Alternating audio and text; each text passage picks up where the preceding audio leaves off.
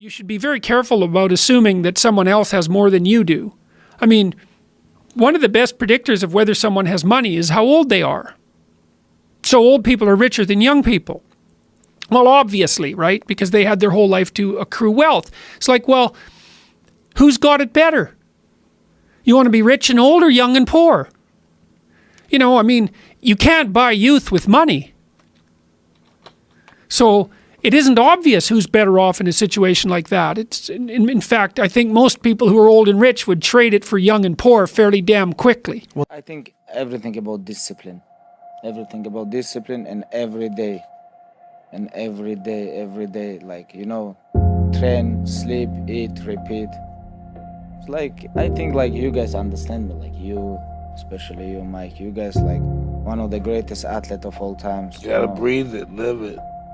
You gotta be the champ before you become the champ. You have that lifestyle. Yeah, it's have to become your lifestyle and everything here in mental, you know, everything about mental. You know, it's like people ask me like, when you become champion, what you feel like, and I said, no, in my mind, I was always champion. There's three specific things all self-made millionaires have. All self-made millionaires that I've connected with are, one, extremely relentless. There is no what if I fail. It's just I'm gonna make it or I'm gonna die trying. Number two, self-made millionaires have an amazing belief in themselves that most people don't. And the third and final thing that I found about self-made millionaires is they are really good at following the clues. They don't waste their time trying to recreate the wheel. Might be worried about debt. I always say, if you owe the bank $500,000, you've got a problem. But if you owe the bank 50 million, they have the problem. And then a very interesting thing happens. The banks call you and they say, hey, how would you like to come to lunch today? It's on us, of course.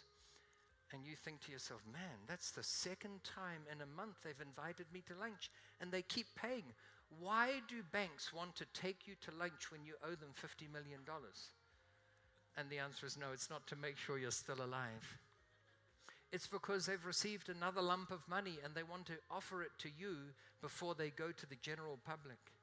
Why do they want to offer it to you? Because you always pay the mortgage on time. You're a guaranteed deal. Someone new off the street, they don't know if they'll pay.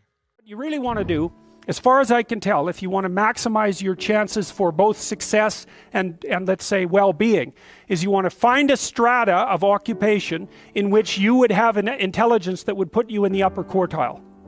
That's perfect. Then you're a big fish in a small pond. And you don't want to be the stupidest guy in the room. It's a bloody rough place to be. So, and you probably don't want to be the smartest guy in the room either, because what that probably means is you should be in a different room. Right? You should look at a place where if you're right at the top, you've mastered it.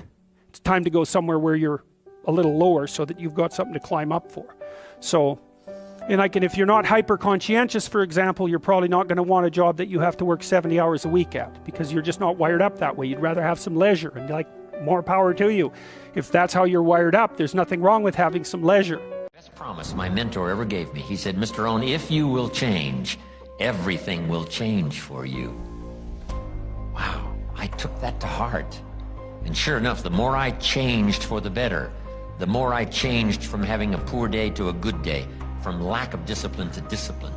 The more I changed, giving up old habits, acquiring new ones, the more my life changed, my income changed, everything changed. You are one decision away from changing your life, and you have to accept that. You're one new meeting, one new relationship, one new contact, one new action, one new decision away from shifting your life from where it is right now to a totally different place. So what's the decision? You already know. I could go backstage now. There's something you've been hesitating on. There's a contact you need to make, isn't there? There's a job you need to quit. There's a relationship you need to engage in. Maybe there's a relationship you need to leave. I don't know what it is, but I know there's a decision that you need to make to take you to the next level, just like I know that's true for me. Because decisions shape our destiny when they're backed up by some massive ass action, okay? But you can't take the action if you don't decide.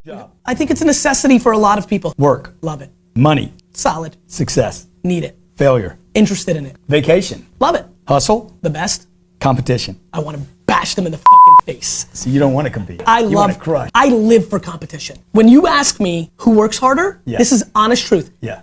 The testosterone and other chemicals in my body, when you ask me, go so high, it's crazy. Oh, is that right? I basically want to outwork everybody so substantially that people even stop debating if they're even in my solar system Totally of agree with workout. that. And that should be everyone's measurement right there. I'm gonna miss my flight. No, I'm you're outta not. here. No, you're not. Yeah. Hang on. Go ahead, let's go I'll fast. get you Fast. there. Book deal. Underpriced. Interviews. Love them. Speaking gigs. My high. I love being on stage. Ask Gary Vee. Value. Power player right here, Gary Vee. I want you to be in that chair one day, okay? I hate when people think positivity and optimism is delusion. It's so fun. I'm with you. Like, it's funny. Like, people are like, oh, you're drinking the Kool-Aid or this and that. That's just negative people trying to bring you down to their level. Optimism and positivity is practical. The human being is the most underrated thing in the world. The far majority of us are unbelievably good. Right, here's the secret to become more attractive than you are right now. Part 9, let's go. Be present and be grounded.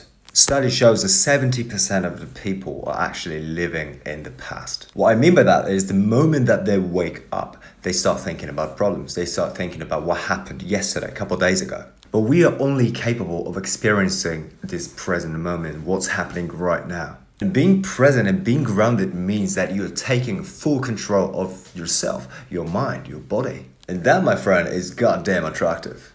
And in order to master this skill is meditation. And I've got to tell you guys, meditation is dope.